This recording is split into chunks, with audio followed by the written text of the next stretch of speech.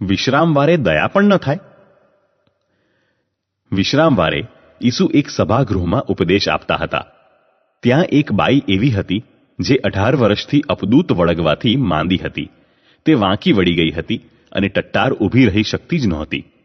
તેને જોતાં જ ઈસુએ તેને પાસે બોલાવી કહ્યું, બાઈ, તારી પીડા મટી ગઈ છે. એમ કહીને તેમણે તેના ઉપર હાથ મૂક્યા કે તરત જ તે ટટ્ટાર થઈ ગઈ અને ઈશ્વરની સ્તુતિ કરવા લાગી. પણ વિશ્રામવારને દિવસે સાજી કરી એથી સભાગૃહનો અધ્યક્ષ ઈસુ ઉપર રોષે ભરાઈને લોકોને કહેવા લાગ્યો, કામ કરવાના 6 દિવસ છે. એ દિવસો દરમિયાન સાજા થવા આવો, પણ વિશ્રામવારે નહીં. પ્રભુએ તેને જવાબ આપ્યો, તમે તે કેવા પાખંડી છો? તમારામાં એક પણ એવો છે જે વિશ્રામવારે પોતાના બળદને કે ગધેડાને ગમાણમાંથી છોડીને પાણી પાવા ન લઈ જતો હોય? તો આ બાઈને, અબ્રાહમના કુળની એક દીકરીને 18 વર્ષ થયા શેતાને બાંધી રાખી હતી. એને વિશ્રામવારે છૂટી કરી એ ખોટું કર્યું? આ વચનો ઉચ્ચારતાં જ તેમના વિરોધીઓ શર્મિંદા બની ગયા.